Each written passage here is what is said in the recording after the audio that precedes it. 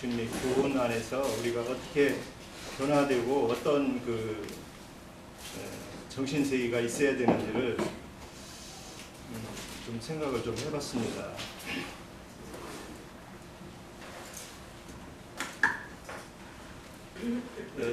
저도 예전에 예수님을 믿기 전에는 정치나 이 세상 돌아가는 것에 관심을 많이 가졌죠. 물론 너나 내나 뭐 다 같을 거예요. 아마 세상 요즘은 우리 정치하는 정치 시즌이 됐는데 선거하는 시즌이죠. 근데 정치인들이나 세상 지도자들을 보면서 실망을 우리가 다 하게 되고 또 다음을 또 기대하는 다음 정치인을 기대하는 그런 세계에 있었던 것을 저는 이제 생각할 때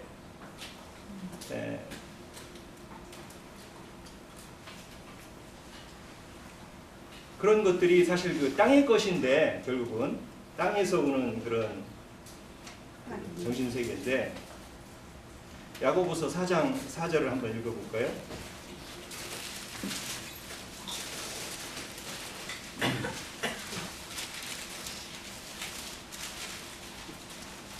가늠한 여인들아 세상과 헛된 것이 하나님과 원수됨을 알지 못하느냐. 그런즉 누구든지 세상과 헛이 되고자 하는 자는 스스로 하나님과 원수되는 것입니다. 네. 저도 뭐 세상에 대한 소망을 많이 가지다 보니까 자연스럽게 뭐 세상 정치, 물론 저는 이제 아주 극심한 좌파 쪽인 뭐 노동당이나 또 그 전에 노동운동하는 그런 쪽에 정신사고를 많이 가졌고 같이 가서 집회도 뭐 앞에서 나가는 편은 아니지만 뒤에서 그래도 늘 지키고 했던 사람인데 사실 지나고 보면 주님 안에 있어 보면 그것들이 얼마나 허망하고 땅에 대한 그런 소망 안에서 이뤄지는 정치 참여거든요. 사실은 세상 나라가 좀 더 대치해서 사는데 좀 따뜻하게 살자 하는 정신 세계였던 것 같아요. 근데 사실 성경 안에 들어와 보면 그런 것들이 세상과 벗하고자 하는 것들이라는 거죠. 그래서 그런 것을 띄기 위해서는 주님께서는 늘 징계를 통해서 세상의 징계를 통해서 우리를 하늘의 것으로 그래서 이제 저도 주님 안에서 같은 믿음 안의 길을 가는 지체들이나 또 신앙 안에서 이렇게 교통을 해보면 극좌나 극우로 굉장히 이렇게 치우쳐요. 그래서 자기가 생각하는 극우나 극좌가 마땅히 맞는 것 같이 이렇게 선제를 해놓고 동의해 주기를 바래요. 동의해 주기를. 동의를 안 해주면은 이렇게 좀 다른 색으로 다른 표정으로 보게 되고 근데 그게 과연 옳으냐. 우리는 사실은 주님이 주시는 의의 것에 대한 성경에서 오는 것으로 기준이 되고 그 정신세계가 거기에 있어야 되는데 물론 가끔 나행제님도 세상의 실정 이런 것에 대해서 그걸 가지고 비유로 사람들의 정신세계, 마음세계 쓰는 것들을 비유를 하시죠. 근데 그것이 마치 어떤 극우나 극좌를 표명하는 건 아니거든요. 세상 나라의 불의를 이렇게 그걸 표본으로 이렇게 증거를 하시는 거지. 근데 우리가 정신세계가 극우에 있으면 극우 사람을 약간 안 좋게 하는 것에 불만을 표하게 되겠죠. 하늘의 것이 있으면 정신세계가 하늘의 것이 있으면 그런 것을 통해서 그런 비유를 통해서 하늘의 것을 보라고 이렇게 이제 설명해 주는 것인데 자기 것이 땅의 것에 이렇게 잡혀 있는 세계는 생각을 안 하고 마치 어떤 한쪽으로 얘기하는 것을 이렇게 안 좋게 보는 그런 것이 있어요. 저도 아주 가깝게 지내던 형제가 굉장히 극우예요. 극우인데 뭐 그게 꼭 나쁘다, 저는 그렇게 생각하지는 않아요. 왜냐하면 우리는 늘 정신세계는 바뀔 수 있으니까 아하 하고 이게 내가 이런 것들을 잘못 생각했구나 하는 그런 때로 또 늘 돌아올 수도 있거든요. 꼭 나쁘다 좋다, 극우가 나쁘다 극자가 뭐 좋다 이런 개념은 아닌데, 그런 정신세계가 주님의 계수로 바뀌어져야 된다는 거죠. 네.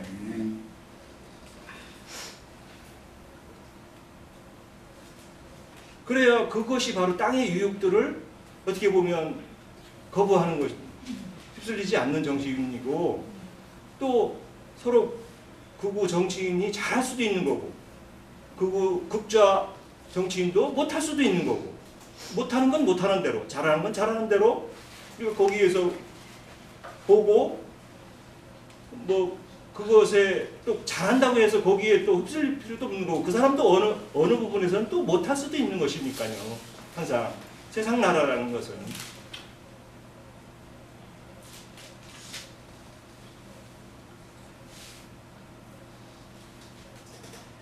그래서 사실 이 세상이 우리가 관계가 없을 수는 없지만, 우리가 육신을 입고 있는 한은 관계는 없을 수는 없지만, 그것에 연연하지 않는 그런 우리 정신세계를 성경 말씀을 통해서 정말 우리가 밝게, 또 우리 나인제님 증거를 통해서, 또 우리 지체된 우리 김영재님이나 앞서가는 우리 증거자들을 통해서 우리가 잘 이걸 비교하면서 과연 어떻게 위의 것이 주님의 생각으로 바뀌어지는 우리의 정신세계가 이루어질 것인가를 늘 고민하는 우리 같은 지체들이 됐으면 좋겠습니다.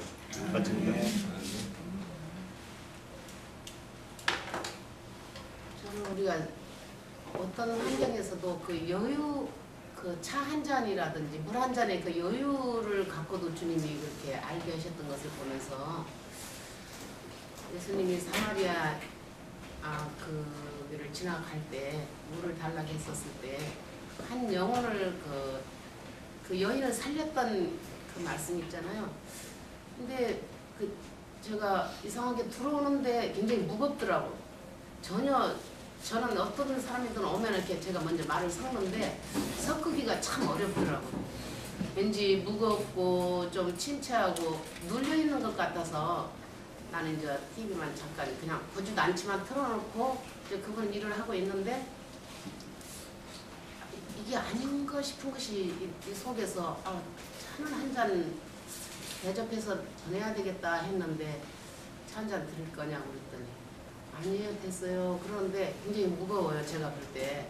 그래서 아닌가 보다 했는데, 다시 한번 그걸 좀 한 잔 꼭 대접해야 되겠다 했을 때 했는데, 한 잔 그러면 주세요 하고 앉아서 식탁에 앉아서 하는데 몇 마디 이렇게 제가 편한 느헤미야를 읽으시네요. 그래서 하나님 믿으세요 그러니까 믿는다고 하더라고요.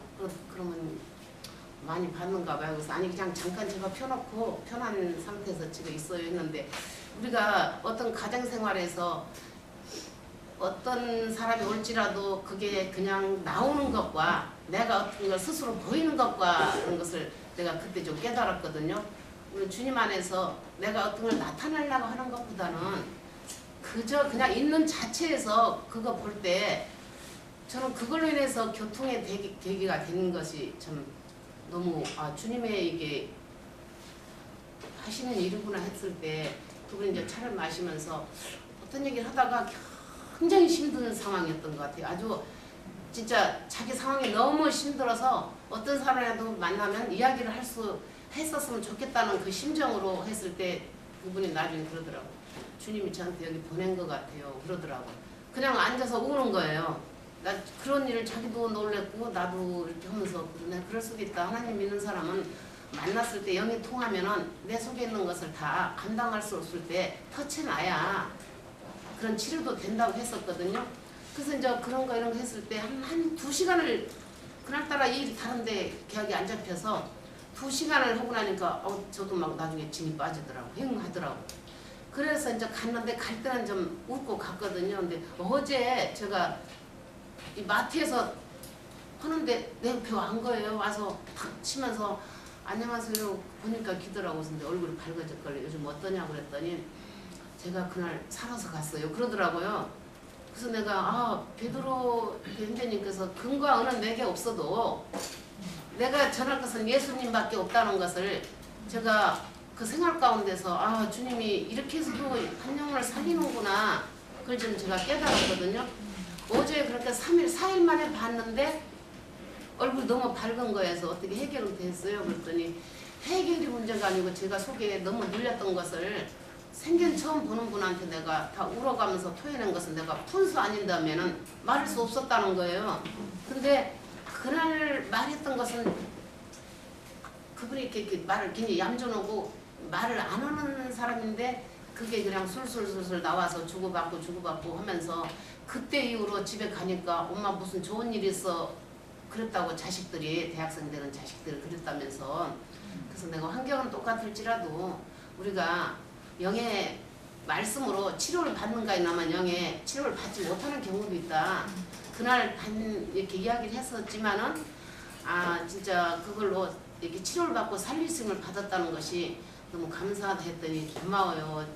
정말 감사합니다 하고 제 마트에서 그 인사를 받았을 때 저는 한 게 없거든요. 그냥 대화 교통만 했을 뿐인데 그렇게 고마워하더라고요. 그래서 그런 걸 보면서 내가 어디 가서 전해야 되겠다. 어디 가서 복음을 전해야 되겠다가 아니고 주님이 필요하면 그 영혼이 너무 고통스러우면 우리가 항상 준비된 상태에서 주님한테 기도했을 때는 보내준다는 걸 제가 좀 느꼈거든요.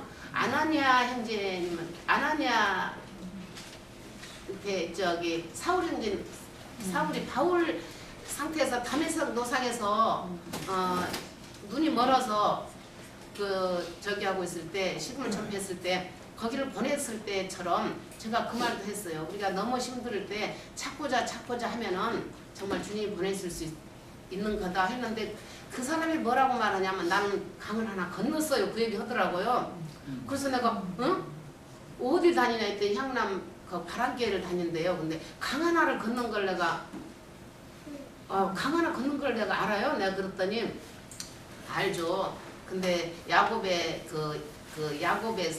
야곱이 막 씨름하면서 말씀을 많이 받더라고요. 근데 내가 이제 여기 그러니까 되잖아요. 근데 그래도 저는 감히 갈 수가 없네요. 말씀을 갖다 계속 이렇게 증거를 하니까 할 수가 없네 그러더라고요. 그래서 내가 그럼 하나를 또 건너야 된다. 내가 그랬어요.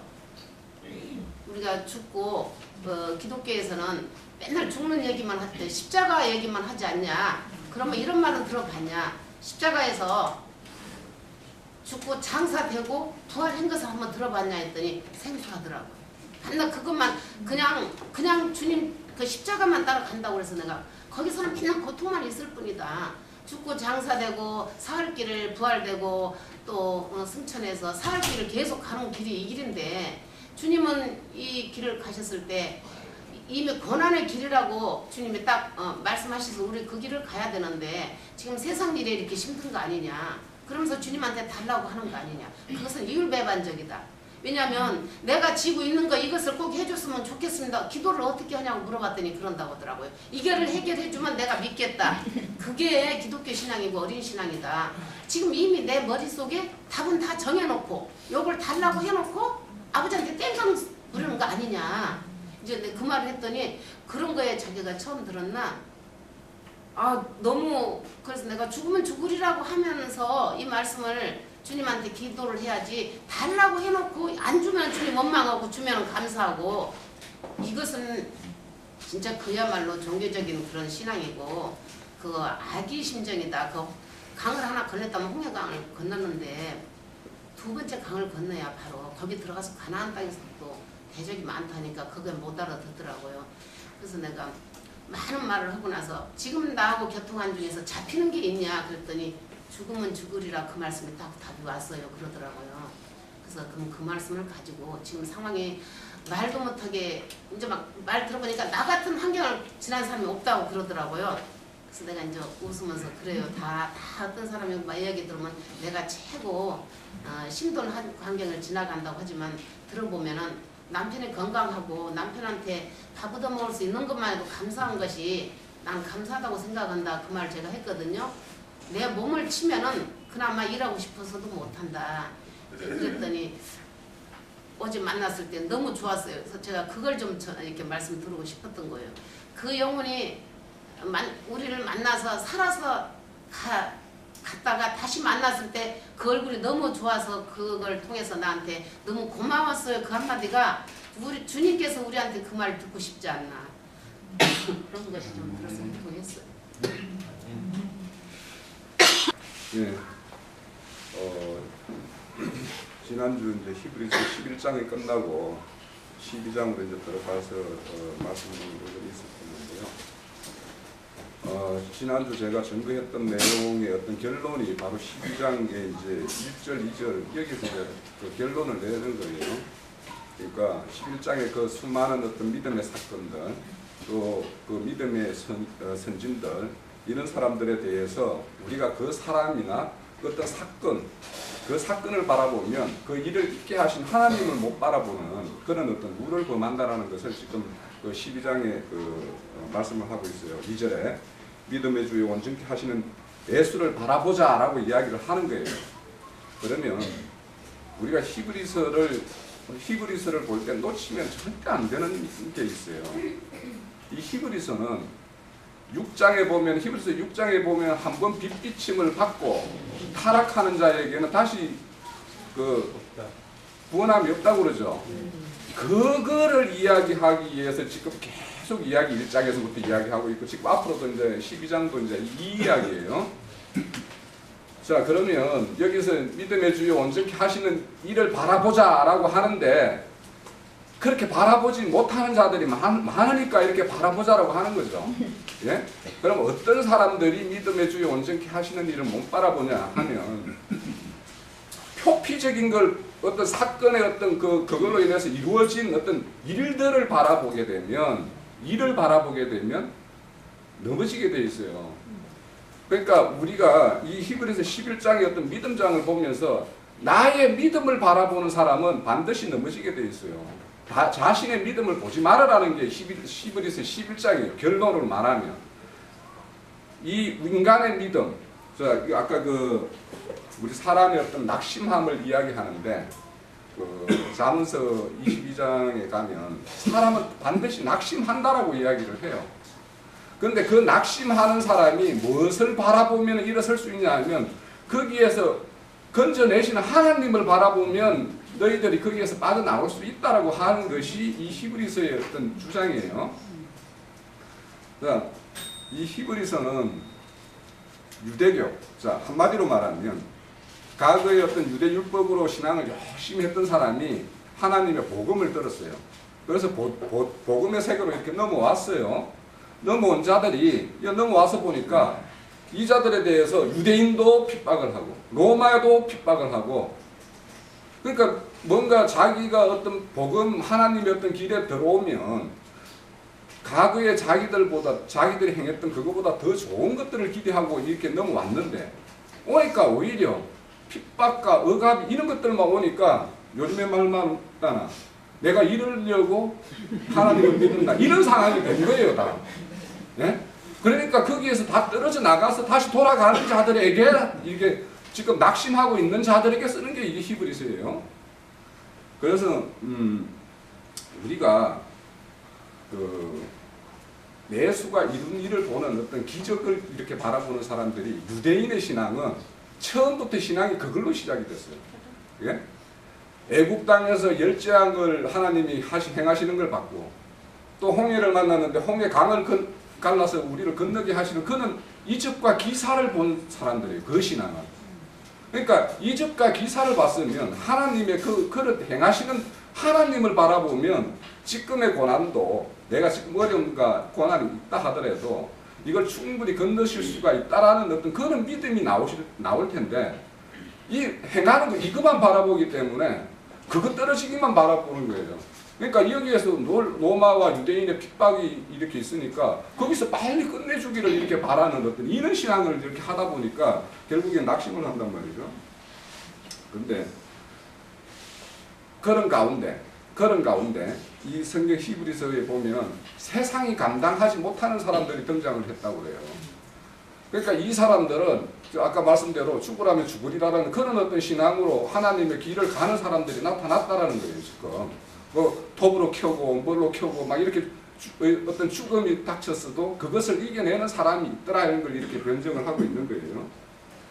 그러면 왜 이렇게 그러면 믿음을 하나님의 길을 하나님을 믿는 신앙의 길로 왔는데 왜 이런 고난과 환난이 왜 우리한테 오는가를 우리는 이제 우리 스스로를 바라보면서 그걸 발견해야 되는 거예요.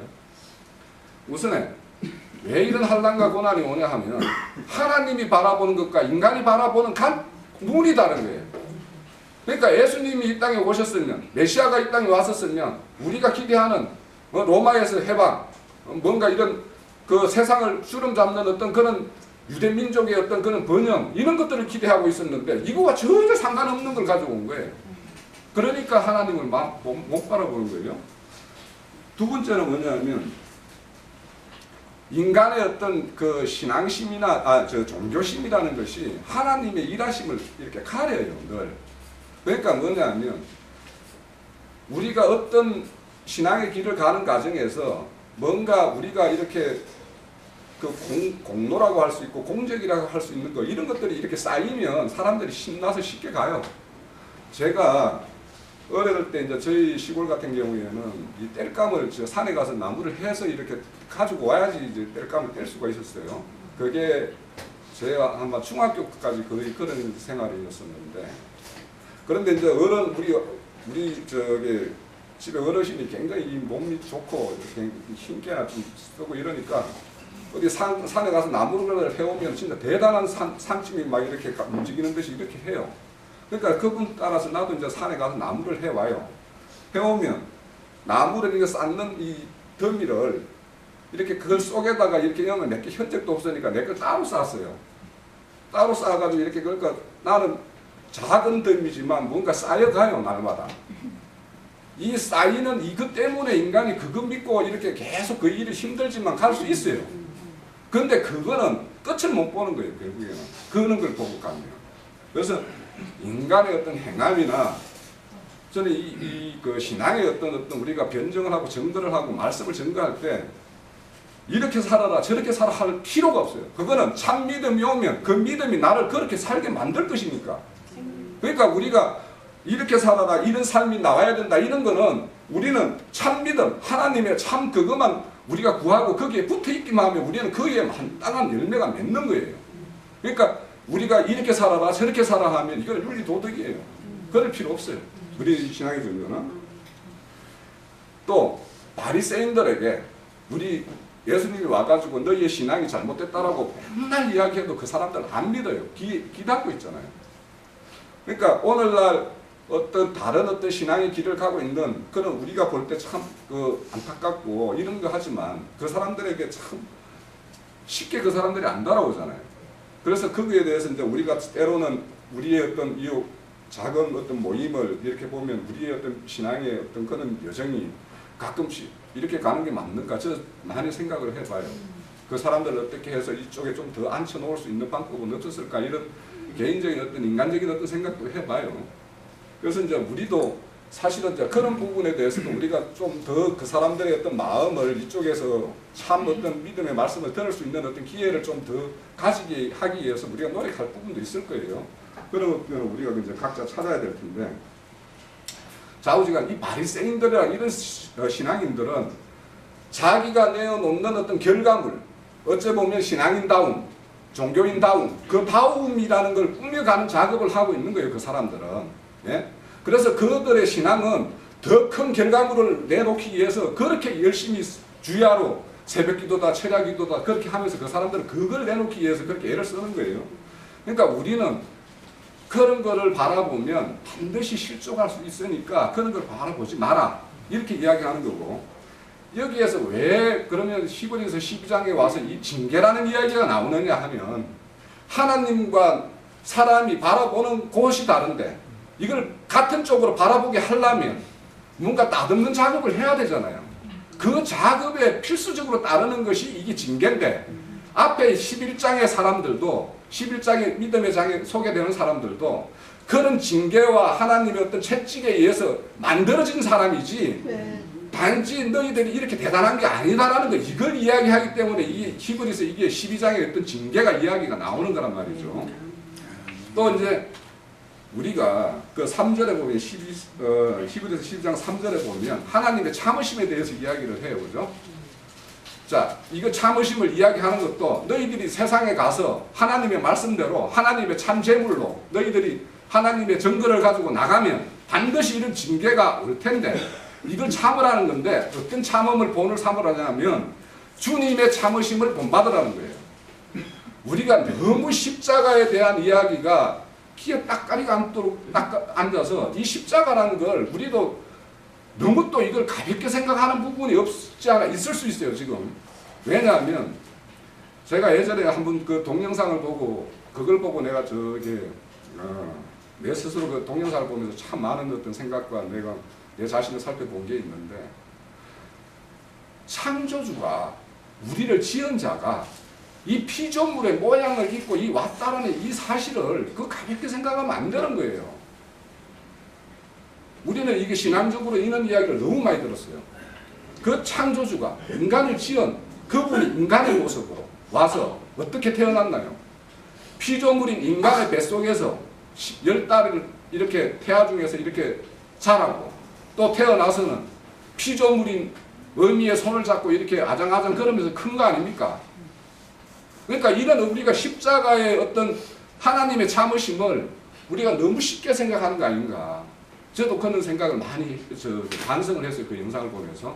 그래서 나는 이 창조주와 피조물의 이 간격을 우리가 인정하지 않으면 우리 하나님을 바라볼 수가 없어요.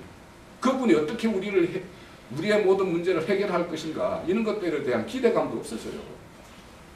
그냥 우리가 피상적으로 그분은 우리를 구원하기 위해서 오셨다라는 이런 것 속에 우리가 하나님이 어떤 인격적인 어떤 만남이라는 이런 것 속에 너무 가볍게 그 창조주와 피조물의 간격을 우리가 좀 소거하고 그런 걸 이렇게 등한시하고 하나님의 어떤 참으심을 이야기하는 게 아닌가 싶은 생각이 들어요. 또 4절에 보면 그래서 이 하나님과의 우리의 분쟁이라는 것은 반드시 하나님은 우리 인간하고 타협하지 않습니다. 예? 타협하지 않기 때문에 참으심으로 기다리고 있는 거예요. 만약에 타협을 하고 아니면 하나님의 그 권능으로 모든 것을 해치울 것 같으면 그냥 거꾸로 틀리면 되죠. 그렇지만 그런 어떤 징계와 어떤 사건이 온다라는 것은 하나님의 참으심이 어떤 그것의 마침표가 거의 이제 하나님의 이제는 손대는 수밖에 없다라는 어떤 그런 것이 왔을 때 이제 징계를 하는 것이겠죠. 그런 것일 것이고요. 그 4절에 보면 또 너희가 피 흘리기까지 싸우지 않는다 이렇게 이야기하죠. 자, 이것도 보면 우리가 이거 히브리서 10장 32절 한번 보시죠. 우리가 전번에도 이거 증거를 했는데 10장 32절에 보면 너희가 빛을 받은 후에 고난의 큰 싸움을 견뎌낸 것을 생각하라 이렇게 이야기를 해요. 자, 여기에 와서 지금까지 이 10장 이렇게까지 이 말씀을 이해하고 우리가 이 말씀을 받아들이는 사람들이라면 지금까지 아마 인생의 고난 중에서 신앙의 어떤 여정 가운데서 많은 어떤 싸움이 있었을 겁니다. 저는 그렇게 믿어요. 그렇지 않으면 이 히브리서 10장까지 11장의 이런 내용을 좀 이해하기가 어려울 것 같아요. 그런데 이런 여정을 싸워온단 말이에요. 그러니까 이 싸움이라는 것이 죄에 대해서 싸우라고 그러는데 이 죄라는 것이 뭔지에 대해서 우리는 잘 알고 있죠. 그죠? 죄라는 거는 우리 헬라 그대로 하면은 간역을 벗어났다 이런 뜻 아닙니까? 그죠? 그러니까 간역이 벗어나는 거는 내가 바라보는 것이 다르다라는 거예요. 무슨 바라보는 것이 다르고 다른 길로 그 길로 만약에 그 타겟을 알고 있는데 그 가는 길을 다른 방법으로 가려고 시도한다라는 거예요. 그러니까 내가 그 목표는 알겠다. 그럼 알겠는데 그러면 여기를 내 힘으로 가볼게 하고 열심히 하는 사람들 그 길이 그것도 잘못 가는 거라는 거예요. 그러니까 우리가 싸우는 거는 우리가 피 흘리기 싸워야 되는 거는 싸움의 일이 일어나는 거는 내가 제사장으로 아까 우리 찬송을 할 때 우리가 참 제사장 되게 해달라는 어떤 그런 찬송의 시가 있던데 우리가 참 제사장이 되면 우리는 하나님이 재물 중에서 악한 세상의 신, 그 세상의 신에게 우리가 보냄을 받았단 말이에요. 그들에게 세상에 가서 우리는 하나님의 어떤 증거를 하고 거기에서 맞아 죽는 어떤 그런 사건과 고난이 온다라는 것은 그것이 내가 온전히 하나님 편이다라는 어떤 증거로 잡아야지 우리가 그 싸움을 계속할 수 있는 거예요. 그러니까 세상에서 내가 살아가면서 신앙의 길을 간다고 하면서 나한테 고난이 없다? 여기 말하는 8장처럼 나한테 징계가 없다? 이거는 하나님의 자녀가 아니다. 그걸 이야기하는 거고 내한테 그런 고난과 환난이 온다라는 거는 하나님의 편이구나. 이걸 증거하는 거예요. 자, 요한복음 17장 14절만 한번 찾아보고 마칠게요.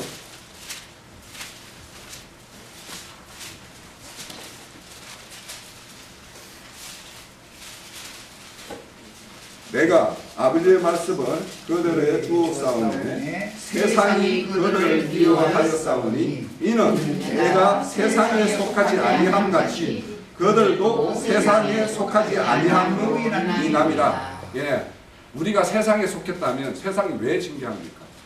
세상과 짝짝꿍이 될 수 있는데, 그런데 세상과 다른 종교와 다른 참 진리라고 말하는 참 증거를 가지고 나가니까 이 세상 종교에서 핍박받고 세상으로부터 조롱당하고 하는 거 아닙니까? 그래서 우리가 이렇게 신앙생활의 어떤 여정에 이런 어떤 징계와 이런 것은 내가 아직까지 하나님과 눈피트가 안 맞다든지 눈에 어떤 초점이 안 맞아서 그런 징계가 오든지 아니면 내가 하나님의 증거를 가지고 세상에 나가니까 세상으로부터 핍박을 당하든지 이 둘 중에 하나예요. 이것이 아니고 다른 거에 의해서 내가 핍박을 당한다라면 나의 어떤 신앙이나 뭐 이런 것들에 대해서 반성해 봐야 되고 자기 스스로 성찰을 해 봐야 되는 거겠죠. 예, 참 신앙이 오고 참령이 오면 당장 우리를 그렇게 끌고 갈 겁니다, 아마. 그래서 우리가 그 열매에 대해서 우리가 어떻게 살고 어떻게 행하고 이런 거에 대해서는 우리가 굳이 우리가 이 신앙의 어떤 것에서 우리가 증거할 때 우리는 하나님의 어떤 일하심을 이걸 증거하는 것이 맞다라고 생각합니다. 네. 그리고 우리를 징계하시는 것은 있는데 그래서 세상과 우리는 원래 짝짝꿍이 돼 있었잖아요. 내가 구원 받아서 주님 안에 들어서 주님 안에서 이 말씀으로 인하여서 우리가 뭔가 바꿔져야 되는데 그냥 말씀을 읽음으로 들음으로 뭐 이런 거에서 바꿔지지가 않아요.